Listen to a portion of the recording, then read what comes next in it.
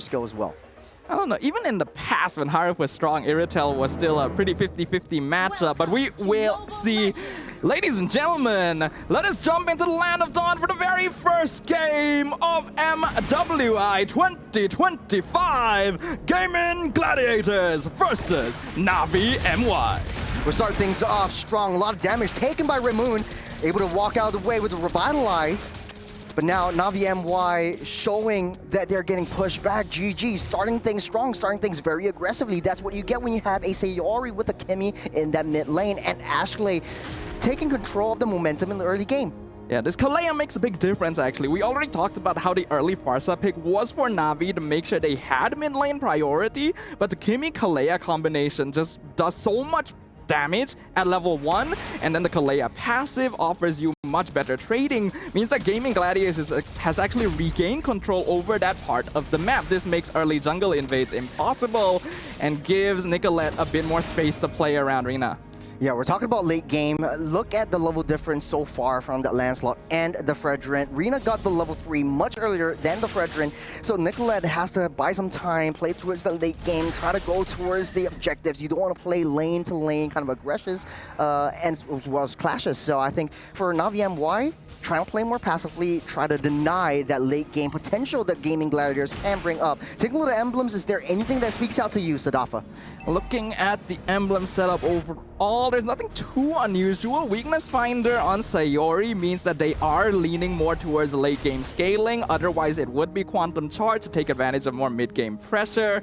We also have Sprint on Panda, so not going for that Purify, since Gaimin Gladiators know they are much more superior in terms of crowd control, even forcing 2 Purify takes on Navi instead. First turn of the game, Nicolette's already in position. Aria level 4, waiting to use that final slash.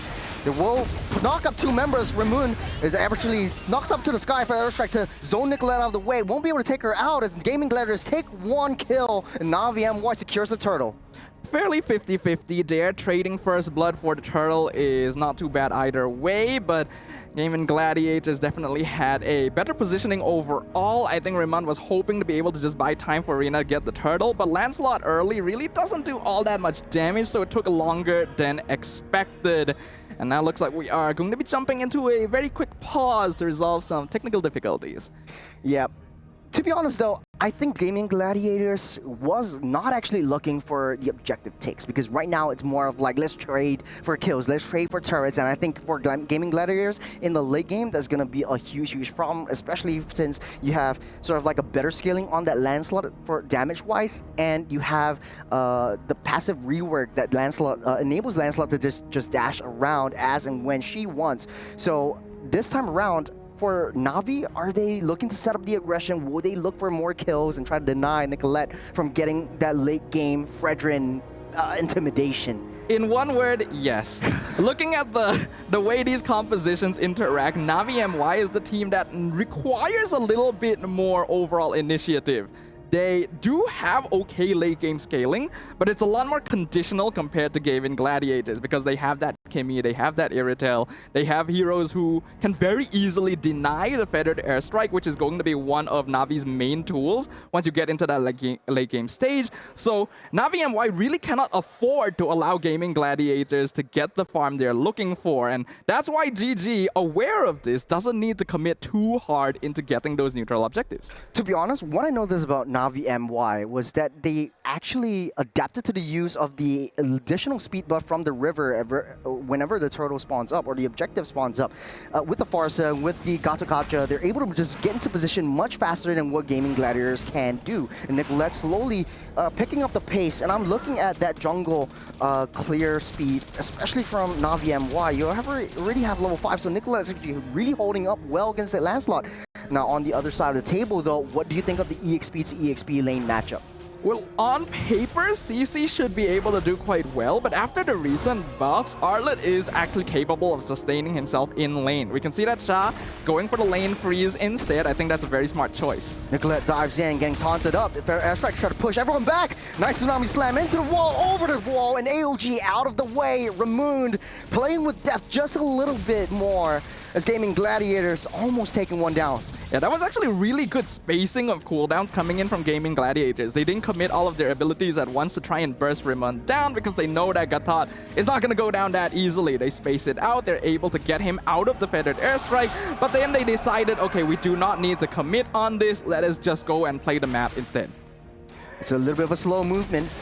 You got Ramoon trying desperately to get a little bit more vision. Ooh. No AOG though. It's Sayori forced to get a flicker out of the way. Rina, she wants to say kill him with kindness, but Rina woke up one day and said, I'm gonna choose violence this time around. Really well played from Raymond right there. You get engaged on instantly. The unbreakable two-man taunt sets up for the feathered airstrike, and Rina is able to chase down a very important target. The more they can delay the farm on Sayori, the more time Navi MI will have to play around. Because once you get into the late game scaling, this Kimmy is going to become their biggest problem. Scoreline economy equalized as of now. You can see a lot of rotations coming in from Gaimin Gladiators. Panda is actually trying to go over to the mid lane, trying to get as much funneling economy into herself as possible. We're starting things up onto that turtle. Haney uses the fair airstrike, trying to kick things up. Nice little fair, the final slash onto Haney, but able to use the wings to get out of the way. In deep, Arya, one more hit, might be able to go down. Nice little swing and a slash. Rina actually takes one down after another. That's 1-for-1 for both sides. The turtle getting dished, getting dodged. Ramoon is just waiting for her inevitable doom. That was excellent adjustment from Gaimin Gladiators. When the fight started, it was almost 100% going to be won out by Navi MY, but I think Rina might have missed a puncture, and that ended up costing them a lot of their damage. Gaimin played it slow, backed up into their front-to-back positioning, and used the passive from Kalea to actually prolong the fight, in which they would have the obvious advantage. Trading Arya to get a free turtle and a kill onto the CC already sets up Gaimin Gladiators exactly where they want to be. This is the issue, right? You got a final slash, hold on a second. Fair airstrike won't be able to take Arya out, just to zone her away. But, you know, the fair airstrike doesn't really matter as much. Got a tsunami slam into the wall. Shah able to dash out of the way. They're focusing fire on that turret. They need to take that T1 down up the top side. Nicolette trying to zone out the members. Haney and Ramoon can't even get close. They take out that T1 and they get out of the way. That's a drive-by from Gaimin Gladiators. I'm really liking the rotations from Gaimin right now. Playing the map, going for structures, not overly committing. They already lost the tier 1 down bottom. There's a wave pushing down there against them, actually. So that's something they'll have to keep in mind. But now Raymond does have the AOG, so he is safe. As Revitalize keeps her up and alive for now. Now, focusing fire, they have that 5-minute kind of a composition turnaround as Arya on 1v1 against Rina. So Arya should be the answer for the late game side lane split push. So you want to send that R-Lot over to the side lanes to maintain that priority over these major objective takes. Is that enough though, Sadafa? I think it's more than enough. Gaimin Gladiators should just win out team fights once you get into the late game because they just have so many more tools to play around with. They don't even need to fully commit to the macro necessarily as long as they set up the map advantageously in the earlier stages. When we look at their itemization as well, I actually kind of like that there were 2 dreadnoughts on Arya and Nicolette. There was actually no magic defense itemization because they know they can cancel feathered airstrike really easily. Conceal play, just to scare them away, as right now the 2 marksmen down the mid side as well. Oh, Arya starting things up. Vengeance trying to pull them over for airstrike, trying to save Shah from harm's way, getting pulled back. Sayori takes up that kill. Ramoon stuck in the middle, waiting for an inevitable doom. Nicolette will pick up that kill, but from the back line, you have Rina trying to dash, weave, swiping away. Will not get any kills whatsoever. Gaimin Gladiators still up on top. Sayori down low, almost taken out as they win out on another trade. But here's the kicker though, and Navi MY still up ahead in terms of economy. What's happening, Sadafa? And they're still farming the map pretty well because we have to know Gaimin Gladiators have a lot of tools, but that also means that their heroes need multiple members around to make use of those tools. The fact that they're rotating together quite closely means that they're not farming the map quite as effectively. I imagine Fao Fao actually has quite a lot of gold at this point because this Harif has just chosen not to participate in any engagement. Oh, coming in, Haney doesn't have the wings by wings, able to walk and prance out of the way. Nicolette taking a little bit damage, but they're not targeting onto that turtle. Arya getting ganked on by 2, down the bottom side. Shah trying his best, but Arya actually gets away from harm's way. This is the turtle getting decimated and the Lord getting coming up into fray. Navi MY able to zone out into this one. Gaimin Gladiators, what is their play? I think they can take this slowly. They're trying to force something out. I'm not sure about it, though. Oh, Ashley taking a little bit too much damage. Tsunami Slam gets her out and safe out of way. But you have Aria chasing onto Haney, taking a lot of damage, not able to get out of the way, and she goes down. Gaimin Gladiators loses one, and I don't think this Lord will be contestable by GG. And literally right after I said it, slow it down. You do not need to force things out. Gaimin has tools to pick off members of Na'Vi, but they basically walked into the artillery line there. Feathered Airstrike comes down. They're all grouped up together. And then Aria tries to force herself into the backline to get some sort of pickoff when the rest of GG is already backing up. It's a lot of damage, but I don't think they care. Na'Vi MWI just using their bodies to source for more information. A little bit of a reconnaissance party here for Na'Vi, and vision is all they need, because now Gaimin Gladiators, they're working hard as a unit and ape strong together. As the girls, they're starting things up again. Gets Tsunami Slam into the wall. Airstrike try to push everyone back out of the way. Sayori into deep foul right from the flank. Finds Sayori, takes her out. You got the Xayman Force as well. Aria, no dashes, no way of escape. Down they go. 2 members down for GG, and they're sounding the alarm, pulling the trigger. Ashley just delaying her inevitable doom. No more Tsunami Slam, and she goes slam into the graveyard. No, that is not how you want to take the fight right now as Gaimin Gladiators. They're not following their front-to-back lineup. They're trying to force things out. I'm honestly seeing some gaps in communication here, where some players are trying to make things happen, but the rest of the team isn't actually following up on it. Are they making the call? Are they just not prepared?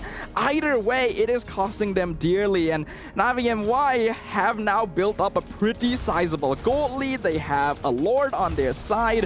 Gaimin cannot afford to make mistakes like that anymore. Fafao is actually coming up online. 2-0-3 for this Harif. We all thought that, you know, it's a gone case for Harif because of the adjustments in the previous patch. But right now, Fafao is actually showing us that Harith is still relevant whenever she comes into the team fights. That is it. I don't think it's also like the main damage from the Harith itself, but also the way that she positions herself. She doesn't show herself up until she knows that she can secure a kill. Taking a look at the mid-game itemizations, what are your thoughts, Adafa? I think it's very greedy of Sayori to go for a Sky Piercer's second item when they're not really that much in the lead. Hani has not actually died yet, already has the Genius Wand. We do see the Brute Force Breastplate, so Lancelot going for more of the Semi-Bruiser build, and that is allowing Na'Vi to really prolong these fights, even though they are dealing with a Kalea. You can really see the healing nerf come in. Oh, Aria tackled on by 4. She will fall in the process as GG. They're losing their composition. They're losing their minds over this one. They're running around like hitless chickens. You have a loose member from Na'Vi MWI up on top. Rina doing and making quick work off the long lane. As Gaimin Gladiators, they're struggling on that defense. They're starting things up yet again. 2-man traction pulse into the fray as they pull someone back in. Ray Moon goes down by the hands of Sayori, but it's not enough. It's 4 members down by GG. Nicolette is all that's left as Na'Vi MWI cleans up shop. Aria comes back out, but I don't think it's enough. You got a minion waves coming in. Na'Vi MWI might just end this off. The final slash might look pretty, but it's not enough. As the throne will get taken out. Na'Vi MWI, that's a first victory. Almost as quickly as it began, it came to an end. A single strike surgically placed into the heart of their opponents as Na'Vi MWI claims game number 1. Definitely some things that needed to be worked on by Gaimin Gladiators there. The start of the game looked really good, looked really clean, but they found it difficult to adapt as the game went on, and the flexibility coming out of Na'Vi was what won them out in the end. Let's go ahead and bring Mr. Leo back onto the desk. What did you think about game 1, sir? Oh, is he back yet? One day. And that day's today. You gotta have an epic entrance. How was your nap, Leo? I did not nap. I'm just kidding. I watched the game. You know I was close to you like your shadow. I would say GG had a great draft. Yes. Very rarely do you get the likes of an Arlet, a Kalia, a Kimmy, a Fredrin, I'm just naming all the heroes, right? On the same lineup, but here, all right, we're going to be seeing the highlights in just a bit, right? Yep. I think on paper, what was happening was they just did not know how to use their resources, and Navi punished them hard for that. Yeah, I agree with you, because in these first few fights, Gaimin Gladiators was doing a great job. They were taking fights slowly, adapting to the situation, spacing out their crowd control to pick off members. But then as the game went on, there was a sort of unnecessary desperation to make something happen on the map, even though they could arguably wait and scale. Yep, they put a lot of pressure on Redmond. And how many times was that they killed Redmond? Like 3 or 4 times? How many more times did Redmond get away with it? And I think that's where the frustration builds up, which eventually leads to them being scattered on the map. And I get how they got to this position. I watched it minute by minute, beat by beat. This is not looking good for GG and Navi. They just know how to punish hard. They knew how to slip between the cracks and end quickly. What was that? Less than 12? Yeah, it was like 13 minutes. The first Lord, anyways. About 13? Around 13 minutes. Yeah, Seeping is a 14-minute. But I do have to say there are some patterns that Gaimin Gladiators actually brought out. The first is that they work better if they are in a defensive position. If Navi MWI goes in deep into their own jungles, they have what it takes to get a defensive play and try to win on some kills. The second is that Arlott was just way too committal. You know that Arya is going to go for Haney down onto the back lines, but when she does, there's no means of escape. It's do or die. And this is what I alluded to earlier. Remember when I said, hey, yo, Arya used to be teammates with these ladies from Navi. Would this maybe be a detrimental factor to their approach? Because one might say, oh, this is just misplaced. She was just misplaced, right? Yeah. Or she was just too forward. But what if it was aggression? What if it was just like, What if it was just personal? we fight now! This is like a personal issue. No, I don't think so. Bole, we fight now! I'm gonna be honest, I don't actually think that is the case, as funny as it might be. I feel like the issue for GG this game was that they went into every fight with a checklist. I think they set up a checklist when the draft concluded, where it's Kalea catches the first person in front, Traction pulls him in, locks him down. Arya goes to the backline, cancels feathered airstrike. Every single fight, the goal is to do these things. And if none of these things happen, nothing happens. Pretty much. The problem is they were going out of their way to make them happen. Yeah. Right? The Arlet was always too far back to cancel feathered airstrike. Quite physically. They were going out of their way, and it was evident. Folks, when I mentioned that they were not using the resources to the best, I think we would better understand this if we checked out the gold distribution. You'll see that the reason why possibly the Harith got away with so much and got bank in him is because of how they played this game, how they managed to put enough pressure on Sayori so that they questioned their mid lane rotations, how they managed to, again, whether it be Arya's fault or Navi's fault to put Arya in such a weird position, led to them missing the roamer for most of the fights. And then that just naturally led to, the subpar gold laner in Harith showing up and, again, uncannily beating the Irithel. Because right now, I think Irithel is number 1. Like, if you get an Irithel to farm up, she is bar none the best gold laner. Like, some would pick her over 1-1. Some would pick her over Granger. But here, Harith shows up. I think we can set this up very simply. Gaimin Gladiators has Fredrin, they have Arlet, they have Kalea. So much crowd control. And it felt like Faofao didn't need to use Purify the whole game. Right? Isn't that an issue? That feels like a problem. They were using because so many things. She doesn't show herself until the 10th minute mark, until the first lore of the game, and then they just win it. I think it's less that she didn't show herself. GG was dealing with this checklist. They were going exactly for the checklist, and the checklist never happened near the gold lane. Yeah. It was always just around, like mid, towards the river, but Faofao was never in trouble. Like, I think that's one of the main reasons. It was like, they were so focused on this specific set of things that they needed to do, they didn't get to do that. Next thing they know, it's too late. Faofao's online. And even worse, if they do that, they don't have any resources left for them anyway, right? Because you're using all your big ultimates, all your catches on the front line or canceling the Farsa. What do you have left for the Harith, right? And even if you use the Purified, then you need something else. You have so much crowd control, but you're not distributing it the correct way. We'll check out in the highlights once more what this exactly means, how it translates in-game as we run through this very, very swift matchup. Game 1 was, 13 minutes, you reckon? I think so. Okay. Yeah. It's around 13 minutes. Aria actually had nice plays, but she's only used very sacrificially as a setup. There are some nice escapes from Aria, but she's not a main target as well. And the fact of the matter is, for Navi MY, they layered in their heroes very well. Rina only came in at the last minute. You have Fafao only coming in at the last minute, but for GG, they're throwing everything onto the three members. Shaw, right. Haney, Ramoon was always there in any of the clashes. So take a look at this. Sariori goes in without any vision onto the back line, and when Aria actually commits that dash, there's no means of escape. Yep. They were basically proposing on the first date. Yeah. Just look at how awkward. Literally, look at how awkward they're standing back there thinking, what do we do? Do we enter? Do we back off? Do we... Like, there's question marks happening over the heads of GG, and as the game kept going, they kept trying to do the same thing or forcefully attempting something different, which wasn't necessarily something they were prepared for. If y'all were to name an MVP, like just off the top, who would it be? Navi MY. I'm gonna... I think either Rina or Fafao, but... Okay. I'd say Trina. You say Rina? I'd say Trina. It's very straightforward for Fafao to get to that point.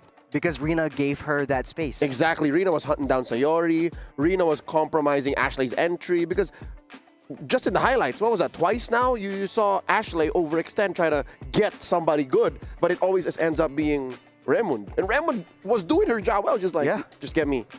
Pull out all the resources, taunting even more, and then the last second, AOG out of here.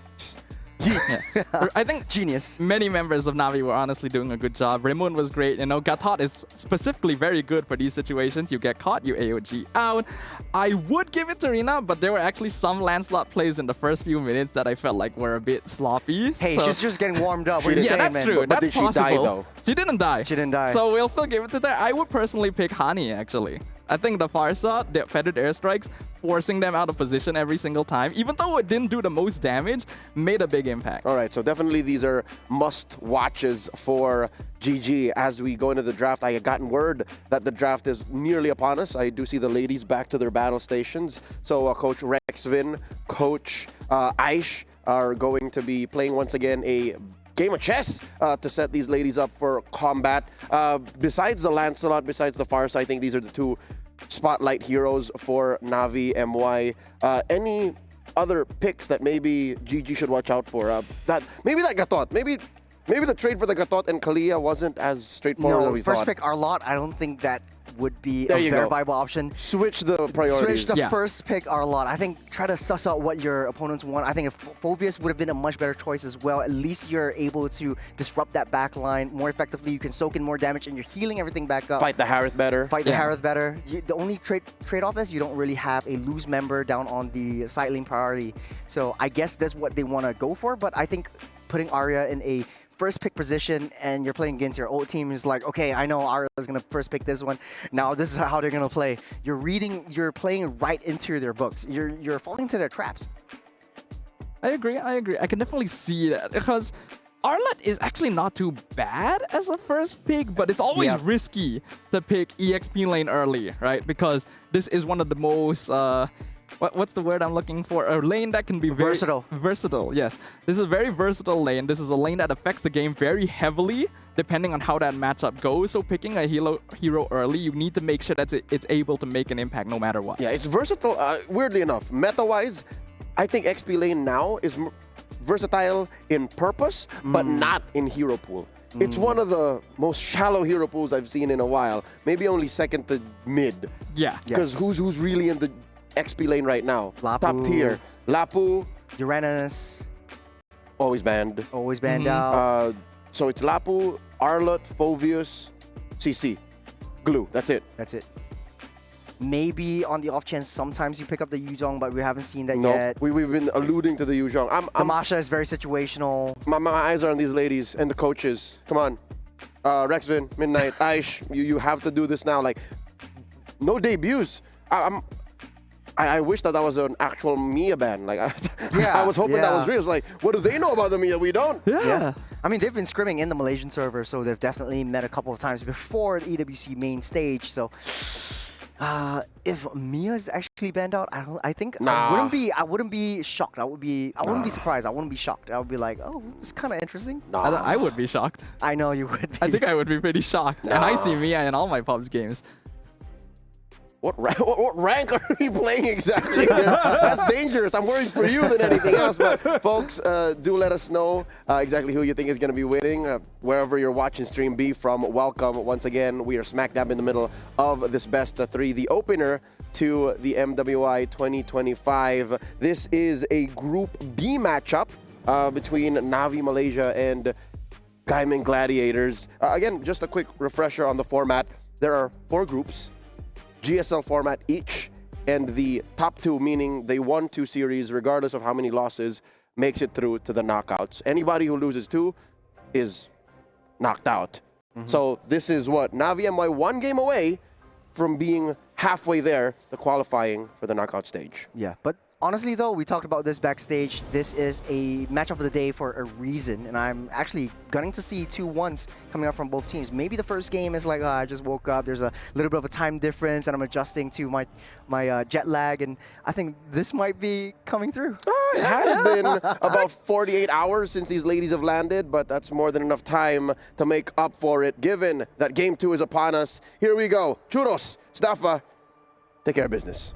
Thank you, sir. We will catch up with Leo after this game. Will it be the end of the series, or will we be going to a game number 3? Gaimin Gladiators now under the spotlight to see whether or not they can adjust their strategies to deal with Navi Malaysia. They have swapped sides, so they're going to be on the opposite sides of the draft this time around. Navi going to be banning out the Badang, the Gatot themselves, as well as the 1-1, whereas the Uranus and Yisun Shin will be taken out on the red side. Apart from the heroes, pretty much similar from the first game. But take a look at the girls on both sides of the table. You have Navi MY actually feeling very confident, very calm and composed, but you have a lot of focus, very locked in kind of phases coming in from GG. So from both of these 2 teams, I guess they have a different way of locking in. For Navi MY, it's just another game. It's just another game. But okay, coming back to the draft, GG actually bans out that R-Lot. Possible EXP shallow pick, but now the Boxy are getting first pick up by Navi. So take a look at a lot of the Enchanter and support heroes for the side of GG. And you want to deny that from coming in. Granger getting picked up here by Panda as well.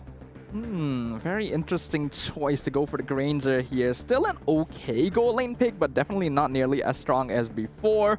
Though we've already been proven that strength of the hero doesn't really play the biggest role, since Navi already won game 1 with a Harif, which we all thought was just out of the meta entirely at this stage. Granger will provide some good poking potential and is a good way of whittling down a hero like Baxia from afar, but you're still going to need a solid front line to be able to stop it, and I don't know if I agree on Kalea. Actually, GG likes to just play that front to back, that traditional front to back kind of composition. So we talked about Selena as well. Navi MY actually picking that out for the mid lane, but might be flexed up into maybe even the jungle, because you still have the buff from the previous patch where Selena can play in the jungle. So a little bit more flexibility there. You might even throw Selena in the roam position. It might be a possibility as well. But they are going to pick up the Irithel. And like Leo said, I do agree with him where Irithel is one of the better marksmen to pick in this meta, just because of how mobile she is. You can dash away from the Death Sonata as well, so it makes it harder for Panda to deal her shots. And it's a very greedy lineup right now with Hayabusa and the Granger coming to play from GG. Both of them actually need so much more farms to come online. Ooh, this is this is risky here. Like you mentioned, Churros, Haya and Granger both need items, both need farm to really start making things happen. Granger can afford to play a little bit safer, but Hayabusa needs early snowballing, and the Baxia is not an easy target for you to take down. Selena could be an option, but part of the reason why the hero was good before was also because of the map vision that it's able to provide you with those abyssal traps, right? You just set them up around, you make sure that you always have vision over where your opponents are going to be. Right now, I'm not too sure how I feel about Gaimin Gladiators draft, but we will see how it comes as we jump into the second phase of bans. GG banning out the Ling as well as the CC. You don't want to deal with that up on the EXP side, but on the side of Navi MY, taking out the Juicin, I think the Zetian hasn't seen the light of day just as of yet. They might think of taking it out, and then you play a little bit more vision, because right now you're facing up against the Selena. Once you have the Selena traps around you, give your team a little bit more vision control, and I think Zetian would be a viable possibility to pick up just to deny that vision play. I can see that. Right now, I'm very curious about the CC ban. Banning CC here indicates that GG probably wants to lock in their EXP lane as the 4th pick after the bans conclude. But what hero would really be prioritized here? Farsa. You got Farsa wide and open, creates a lot of pressure in space, but then it's vulnerable to Selena and three Baxia, vulnerable though. heroes. Yeah. Like, banning out CC. Usually you'd ban out CC against Uranus. Uranus is already banned. Phoveus, but not very good against Navi right now. Glue, but also not very... Lapu is probably the most likely EXP option, but if GG wants it, they need to lock it in now, because there's a chance Navi steals it away. They go for Zetian? Yeah. It's more of a passive play, doesn't do a lot of damage, and we talked about this yesterday as well when we were like discussing about the viability of Zetian. It's basically used as a utility mage. You want to give a little bit more vision on the Fury of the Phoenix, but as well as maybe try to set things up together when Ashley goes in with a Kalea, you throw down your Fury of the Phoenix, maybe you can get a little bit more burst damage when you have that Venn diagram, the circles coming in and integrating it together. So Lancelot will be picked up once again. Right now, I think much easier target onto this Granger, but then chasing Granger is not what you want to be. Yeah, I mean, it's not ideal, but it's still something that you can do, especially now when you look at GG's draft. They have a lot of backline, right? Zetian and Granger are generally going to be quite vulnerable, since most of the time, Kalea is going to be trying to set up for a pickoff in the first place. So they would be quite vulnerable to a hero like Lancelot, especially when you also consider the lack of crowd control on GG right now. They need CC, they need a strong hero that can form a secondary front line that can protect the Granger and the Zetian if the Kalea goes in front. The Glue already going to be taken away by Navi as well, a hero that's very good at diving. And this is just straight up a dive comp from Navi, which is exactly what they need. It's easier for them to layer it in onto the Zetian as well. Baxia rolls himself in, tries to break that the passive shield, and then Rena just comes right in from that flank, tries to swoop her up from the back. So I think that might be a little bit of a risky situation that they have to play around, but they go back to basics and Terizla getting picked up. Terizla. Alright, I can see that being quite good. It is a very strong matchup into the Glue as well, since you are going to be able to lifesteal off of all the individual Goos, but also a very slow and bulky hero. Not to mention Penalty Zone is not the strongest form of crowd control in the game. It's easier to dash out of Penalty Zone as well. There are so many heroes on Navi's side that can just completely ignore Terizla and dive their backline. So what is the thought process here for GG? They do have two greedy heroes, a utility mage, not a lot of damage in the early game. Do they play late game? Is there a way for Nicolette to hyper-focus onto a main target? And who is the main target? The ideal for GG is to play for early to mid game. If they can get early snowballs into the Hayabusa, that would be the most ideal. Maybe put a bit more pressure onto the Terizla to immediately unlock him from the side lane and allow him to join you, rotating and potentially invading the jungle. But that is a lot of checkboxes that they're gonna have to tick off here. We're jumping into game number 2, ladies and gentlemen. Gaimin Gladiators currently 1 game down against Navi Malaysia. Can they bring it all the way? Pressure is definitely on for GG. One more game and Navi just takes it all, especially since, you know, you won 2 games win and you're in, and it doesn't look too good in the group stages. And on the bottom side, you have Sayori, immediate rotation down the bottom side, try to get enough pressure and try to get Panda to win out that lane. Ashley trying to draw a little bit of attention onto themselves and holding onto the mid side. I like the early rotations from Sayori. Like I already mentioned, going to help out the Terizla early is going to be good. Ooh. Way too much damage taken. Very risky play from Ashley. The turret shots actually brought her down from almost full health to down low. Arya taking a little bit too much damage. Swipe and flicker out of the way. There's a crucial resources wasted for Gaimin Gladiators. Right now, they're being on the aggressive too early. Haney Getting the stun up, might not be able to hit Sayori, and Sayori gets out safe for now. But you can tell, totally tell that a lot of aggression coming in from Gaimin Gladiators. Is that how they want to play against Na'Vi? I think it is, but you ideally need a bit more lane control before you're able to do it. The goal is to get as many kills onto Nicolette as possible, because that's going to be this... Oh, hold on, goal lane. A 1v1 Panda will not be able to finish the job. The turret minion's still there, but able to push Fafal back onto play. That buys her some time onto the goal lane. Turtle has already been spawned up. Sayori already popped that shield, and that was the job of Raymond. So what is the play now for Gaimin Gladiators? Will they be able to contest for this one? Reno will snap pick that turtle up, and Gaimin Gladiators playing on the passive. Top side though, Nicolette comes in, swoops in, takes out Fafal, draws a little bit of attention onto herself as Na'Vi rotating upwards. But Sadafa, this is looking much better for Gaimin Gladiators. They have a pickup composition, they're playing it to their strengths. Yeah, that was the correct play. 100% the correct play. Aria was not even level 4 at the time Na'Vi was contesting the turtle, so there's no way they can take a team fight there, go to the opposite side of the map instead, and help out your gold laner, plus get an assist onto Nicolette. That is exactly what they needed to do, and then they backed it off to make sure they do not overcommit the way they did in game number 1. So that allows them to get a slight goal lead.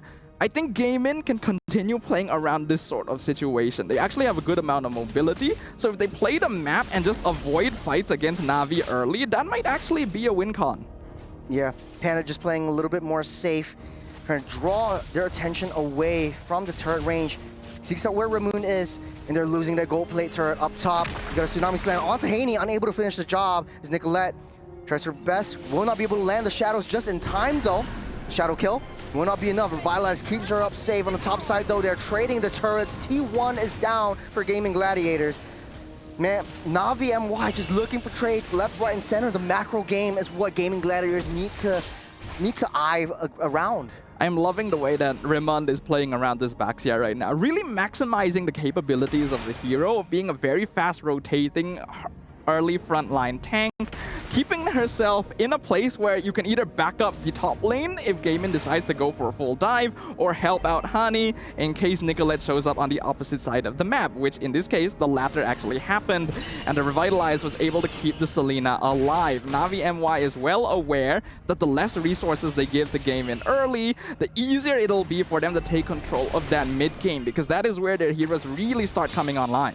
Ooh, risky play from Ashley, diving in, forcing a flicker out of the way as Shaw tries to get too deep. Ashley getting hit on by 3. You got a penalty zone already committed. There's a 3-man stun. Shaw hit the mark right on Gaimin Gladiators, pulling all of them down. Sayori's next on the chopping block, but won't be able to hit that mark. But did you see that, Sadafa? I did definitely see that, and that was a beautiful play coming in from Na'Vi MY. Did you know, Churros? Fafa was interested in fashion design, you know, because that was a work of art right there. From Na'Vi MY. Gaimin Gladiators made a huge mistake. They already lost Aria. There was no reason for Ashley to try and force a flicker catch, and then the rest of their backline walked up to back her up and instantly got 3-man stunned by the glue of all things. They cannot keep doing this, Churros. It was 4-man, and Sayori already popped that shield because Ramoon was actually on her back. And Sayori needs to be able to find a way to play a little bit more passively. Right now, you don't really have a lot of damage. Over the wall they go. You got Rena actually dashing, weaving, bopping away. As Gaimin Gladiators are falling. Sayori goes down as Rena tries to come in for the counterattack. Zarya next to fall as Ashley unable to watch her children stay alive in this small little skirmish. And as I said, Gaimin Gladiators, they had a much better round in the early game, but they are struggling when it comes down to the mid. Nicolette able to dash and weave, bop out of the way. It's Na'Vi MY ramping up the aggression onto GG. Honestly, though, I feel like we are starting to see this game go down the exact same path as before. We can see here in the instant replay, they tried to go in on the lance, but look at how much damage the Twin Rose does, and then the instant Abyssal Arrow follow-up. The communication from Na'Vi MY is on point, and when Panda's already backing off, the rest of GG is just hovering there very awkwardly. They need to decide. Another Abyssal Arrow. Zarya taking a little bit too much damage. She will fall, but hands off a foul. It's just feeding that Earthel up so much. 5,000 gold lead for Navi MWI, and they're looking for all these turret trades. Nicolette versus Rina is 1v1, able to dash out of the way though. Is Nicolette use their shadows though. But Navi MWI, they have their eyes set on these turrets. Looking at the items right now, there is a very clear advantage going over to Navi. They're already at nearly a 5k gold lead, and TQRS is going to be the first item for Sha. Very wise choice, since most of the damage coming in from Gaimin Gladiators is going to be physical. Only Hunter Strike completed so far on both Nicolette and Panda. Even trying to go for that Sky Piercer, second item on the Granger. It is a key item build, but not sure if this is the right game to go for it. I also might dislike the War Axe first choice for Aria. You need bulkiness now. That damage is not going to help you. Sadafa, if you're GG, what is your game plan right now? Do you go for the team fights? Do you try to play more defensively or passively, try to just give up all of their turrets? They do have a little bit of high ground, especially from Panda and Sayori, so it might not hurt them for them to stay huddled and turtled up on their base. You literally have no choice but to either turtle or try and play risky to go for map farm. And it looks like they are going for the latter, sending Panda down bottom to get minions. They can't take out the T1 bottom Navi side. is just rushing the base. Okay. Aria taking a little bit too much damage, able to force that flicker out of the way. Sorori comes in for a backup, try to push them out of the way. Gaimin Gladiators is able to zone Navi out just for now. Abyssal Arrow misses by a hair. They might not want to go for this counter re-engage. Not a lot of damage from the shadow kills. Nicolette dashes out with the shadows. As Gaimin Gladiators, they're struggling to keep up. We have reached the point of the game where Gaimin Gladiators just straight up has no damage. They do nothing to the members of Navi MWI unless they're somehow able to jump on Hani. Otherwise, you are going to tickle Sha and Ramon most of the time, and Navi MWI is more than aware of this. It's so easy for them to dive. And we talked about this during the draft, right? There's a lot of heroes on Navi that can just ignore the Terizla and go for the backline, but they're so farmed at this point that the Terizla is basically a pebble on their path that they're kicking aside. They don't need to ignore him because to them, Aria no longer exists. Ooh. Nice Abyssal Arrow. They might not be able to have that damage to follow up. It's Ashley getting possessed on by that stick. Oh man, Sha will be able to stop her in her tracks and take her down the way. Gaimin Gladiator is still up on 1 kill. Nicolette has that shadows to dash out of the way, but they're waiting by that shadows. They don't know that Nicolette is running away, but they're making a beeline for it. There's a silver arrow and there's a huge red mark at the back as Nicolette slowly walking and prancing all the way as Rina. Oh man, that's 2 levels ahead. I don't think she'll be able to survive this. Even on Rina, you can see the Yogi Shadow Kill barely does anything. Even though Nicolette is buying a lot of time, there's not enough map control for the rest of Gaimin Gladiators to do anything with the space created. Nicolette goes down. Somehow they pick up Aria as well, who's hovering around the Lord Pit. Very dire situation from Gaimin Gladiators. Now they don't have their jungle. They can't contest for this Lord. It's Navi MWI taking full control of game number 2. Messy. I am seeing a lot of messy plays. Really, no reason for Aria to be that far out. Your jungler is getting chased down across half the map, and the rest of your team is not going to be able to back you up. Give up the Lord. Try to get farm wherever you can. And the more and more we see, the worse and worse it gets. We are looking at an 8,000 goal lead for Navi MWI. 3 items now concluded on Faufa, with that Berserker's Fury holding up the rear. Brute Force Breastplate allowing Rina to be more tanky. Ramon once again focusing on that Dreadnought armor just to make it even more difficult for the Haya and Granger to actually make any sort of impact. All of the members of Navi, they're at least 1 level ahead. You got Abyssal Arrow already stuck in. Sha trying to go in with the stick and split onto the fray. As Aria goes down once again. Gaimin Gladiators has to deal with the Lord on the top side as well as the skirmish down the mid side. As everything goes wild, it's chaos in the land of Dawn, especially in the home of GG. There's nothing they can do. But they're going to play more defensively as they don't have that damage to take anyone down.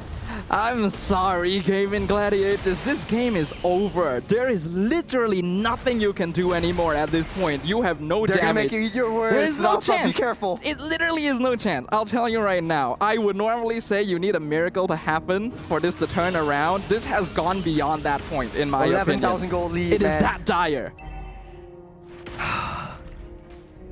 Not looking so good for Gaimin Gladiators. don't really have that damage to get on that defense. I think the only silver lining is only if Gaimin Gladiators turtle down for at least another 10 more minutes, try to equalize the level difference that Navi MWI has ahead of Gaimin Gladiators. Out of all of this, the only kill that they had was Nicolette down on that top side. Yeah, this is very, very difficult. This composition required very specific conditions to be met in order to be effective, and they've not found that. Here the Phoenix already committed. Rina able to dash out of the way, but they cannot finish the job. On the top side, though, they're trying to buy some time as Nicolette tries to use their shadow kill, try to push everyone out of the way, but with one cannon minion and one for foul right on that base, that is a huge chunk of damage that has already been taken out from that T3 on that bottom side.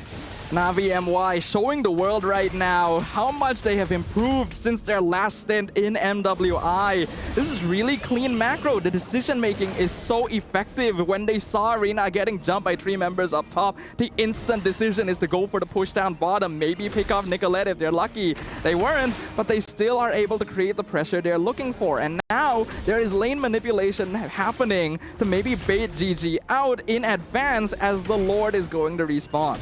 They're playing on the opposite side of the map, though. Lord spawning up in 3 seconds as Gaimin Gladiators tries to get enough priority over their own jungle, picking up all that scraps. It doesn't look like they want a contest for this Lord. They can't, and this is the 12-minute Lord that we're talking about, Sadafa. Gaimin Gladiators turtling up once again. Shaw is actually keeping them busy, getting a little bit more vision, tries to get herself latched on to Ashley. Might be able to do that. Fear of the Phoenix won't miss all of their targets, though, as Aria goes in deep with the penalty zone, forced to use that flicker out of the way again, as Ashley getting possessed onto it. Some foul will take Ashley out of the game. Aria gonna be picked off as well. Mega kill going over to Rina as Hani chases down Nicolette. 1v1 monster kill. 5 members of Navi MWI rush down the crystal of GG. Up against 2. There's no way that GG will be able to defend against this rush in the battle of Malaysia versus North America. Victory! Malaysia takes this not as a game, but as a statement. A statement has been made, has been published, has